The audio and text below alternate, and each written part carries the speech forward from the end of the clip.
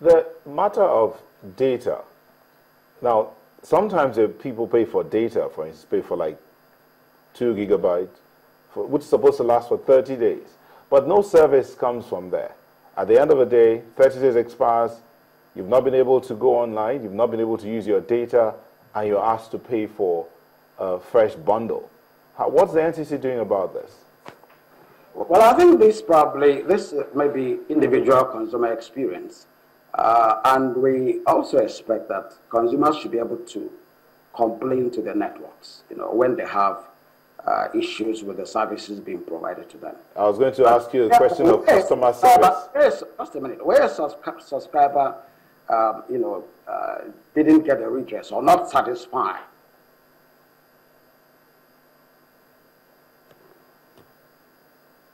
so I think this is part of the streaming that you talked about, the quality of it. So this is maybe that area that you also need to look into. So you see what we're talking about, that this is a first-hand experience of what we are saying, this kind of matters now.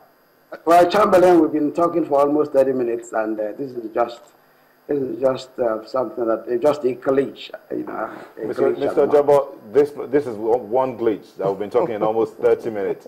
Some people get it over and over and over again on a tariff that they've already paid for, and they do not get a refund.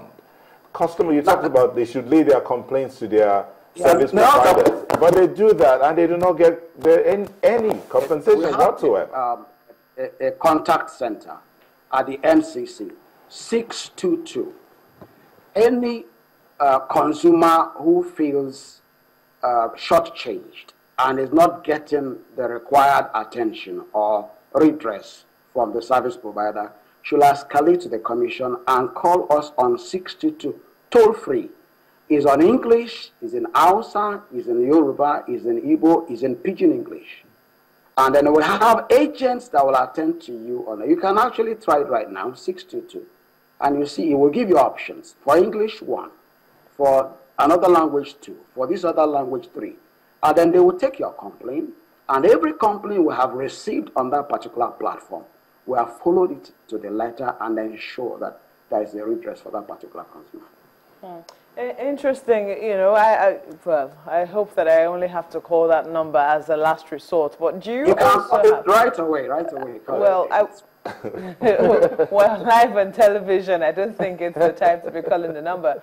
I'm just wondering if you have any regulation, though, in terms of customer service for telecom providers, because some people will complain that in some cases they would like to pay a physical visit to some of the shops, but it would seem that some of them do not even think that they should have a fair distribution of their customer service centers, especially in some residential areas. Yeah, we do have what they call the consumer code of practice, which we expect every network to have in their customer service center. The thing is this: we have guidelines. We have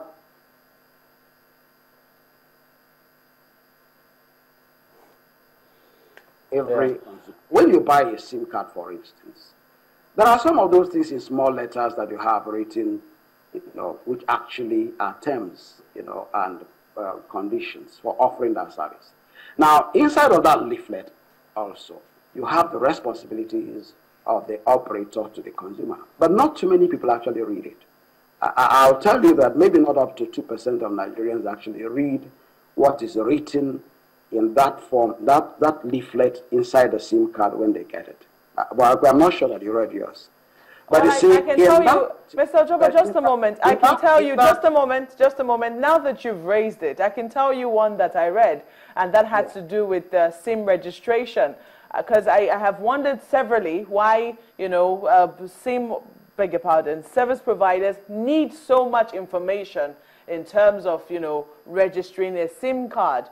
But let's even say that they need that much information. One would also think that they should bear responsibility for keeping my information, so that if, for instance, somebody had illegal access into their system and stole information from them, they should be held liable But guess what? They have a caveat there that if anything should go wrong, if your information is missing, they are not to be held liable. And if you know you want your SIM card to work, everybody is made to sign that agreement as, you know, the deal in terms of getting your SIM card to work.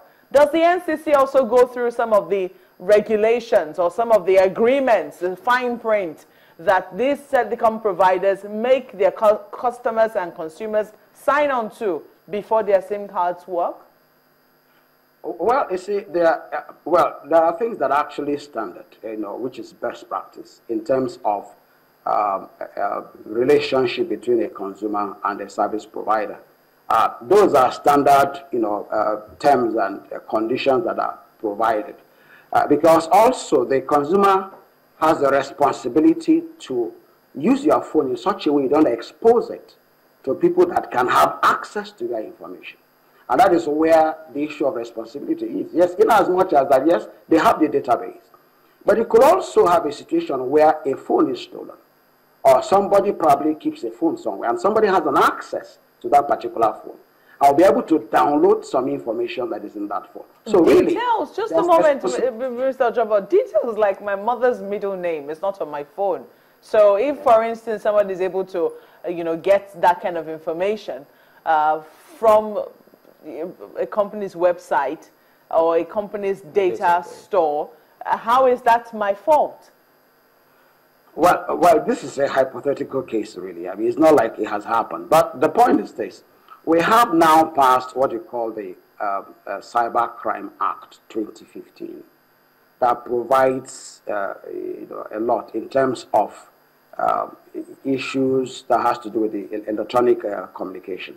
Now, there are certain places where there's provision for, if, for instance, somebody breaks into a data or a server where it's not supposed to have access to.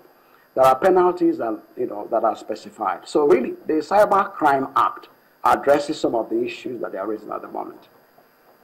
At the moment, I have people who are they're dialing that 622 as you call that, and some of them, the response they gave is, Shay said, no, he says it's Maspega.